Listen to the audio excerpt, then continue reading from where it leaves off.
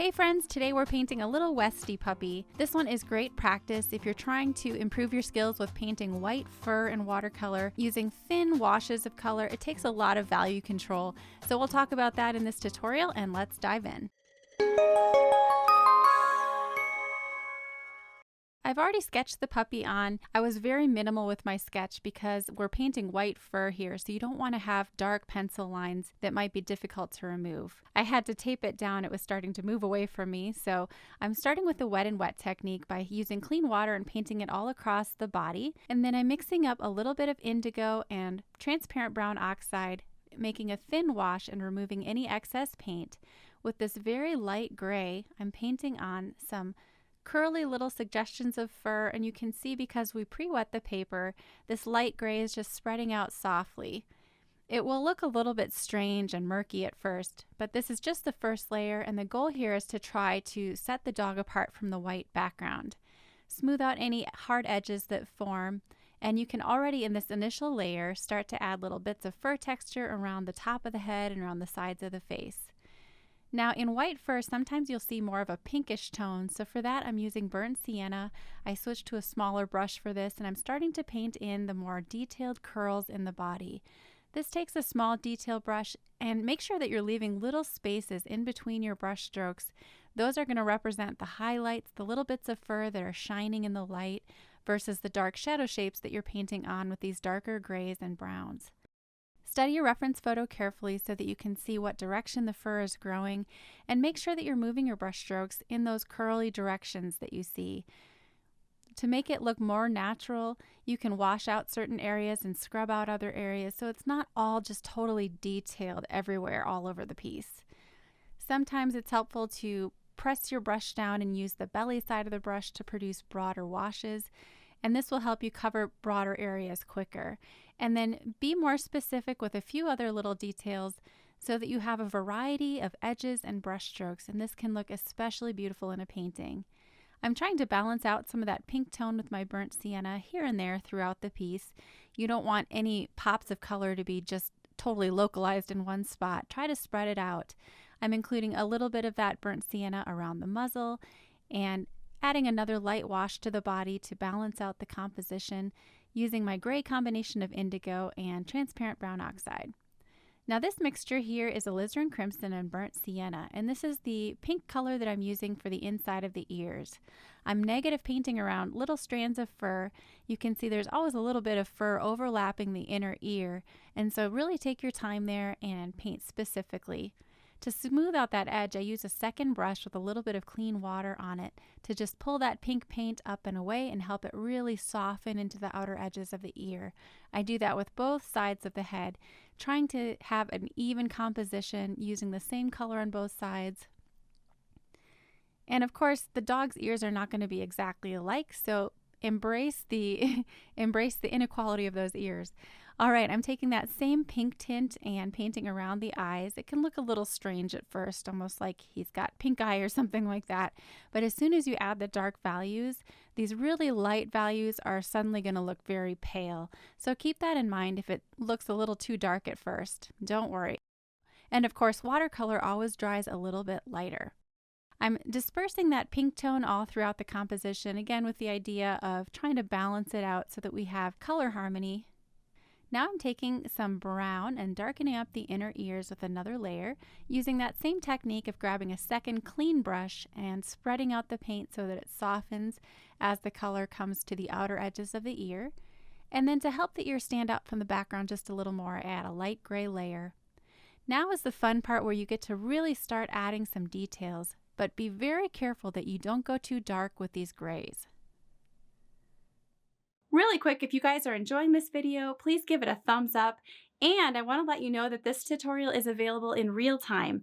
If you're ready to take your watercolor skills to the next level, head over to emilyolsonart.com where you can sign up for my Watercolor Mastery membership. For just a small amount per month, you'll have access to all of my fully narrated real-time tutorials, which include a complete list of supplies used in each project, reference photos, and traceable line drawings. I'll leave a link in the description so you can see all the tutorials that are currently available, and I add more every month. All right, let's get back to the video. Whenever you're painting something white, the danger is, of course, that you'll go too dark too soon. So keep your washes very light, be conservative with your values, and just gradually layer them one on top of the other. I'm darkening the center of the face between the eyes, and this is helping it feel more concave in the center of the skull, and starting to add some more specific little details with the fur, still using my little detail brush. I'm darkening along the edges, always moving my brush in the direction the fur is growing. And if there are areas where I can be a little bit looser and not so detailed, I use a broader brush stroke for those spots. I'm layering another layer of gray over the top of the center of the face and just continuing to build up those layers. Everywhere I see it needs to go darker. This is such a gradual process. You really want to take your time and always be sure that your brush is missing little gaps so that you're allowing the highlights to shine through in between your brush strokes. If you use too big of a brush or too large of brush strokes, the danger is, of course, that you'll lose those highlights and then it won't look quite as real. So make sure to separate those brush strokes so that you have a more realistic look of fur texture and detail. As you can see, we've put many layers on this little Westie puppy so far and haven't gone too dark yet.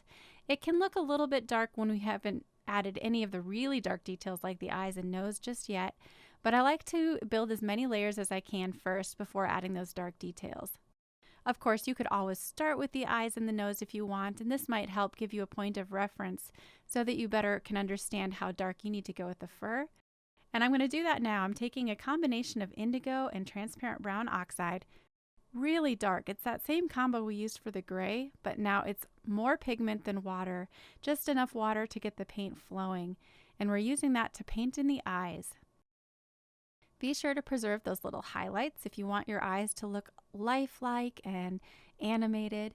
And then to help the eye feel like it's part of the head, add a little bit of dark fur texture all around it. Again, studying your reference photo to make sure the fur is moving in the correct direction. And then use lighter washes as you gradually work your way out and away from the eye. Be sure to control how much water is in your brush. If you have any extra water, it could accidentally run into some of your wet paint and cause blooms to form. So always be blotting your brush on a paper towel to control how much water is in there. We do the other eye the same way, preserving the highlights. And then while you have that dark paint, this is a great time to start adding the mouth. This one was a very scruffy little mouth. There wasn't any specific line revealing the mouth itself, just fur texture and dark colors.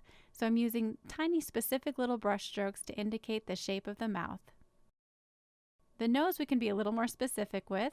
I like to start by filling in the black nostrils and the little center stripe in the middle of the nose, painting in the darkest values first, the darkest shadow shapes, which are almost always pure black, and then connecting the nose to the rest of the muzzle with fur texture, just like we did with the eyes.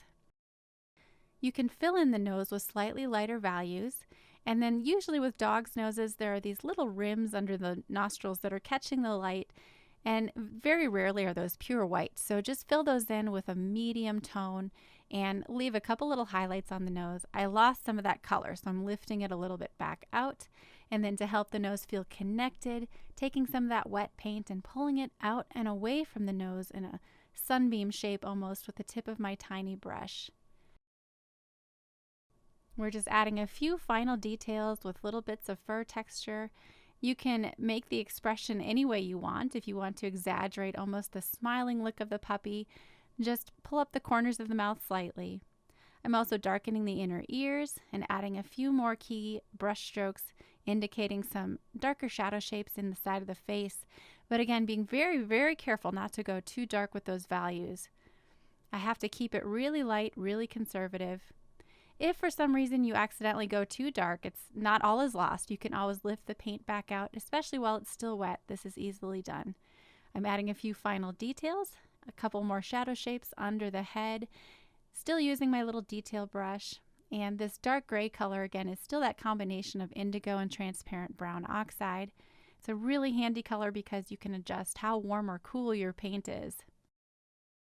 If you get too detailed, such as in the mouth here, too many little linear shapes, you can always scrub that out and soften. All right, there's our finished Westie puppy. I hope you guys enjoyed this one, and I'll see you in the next video.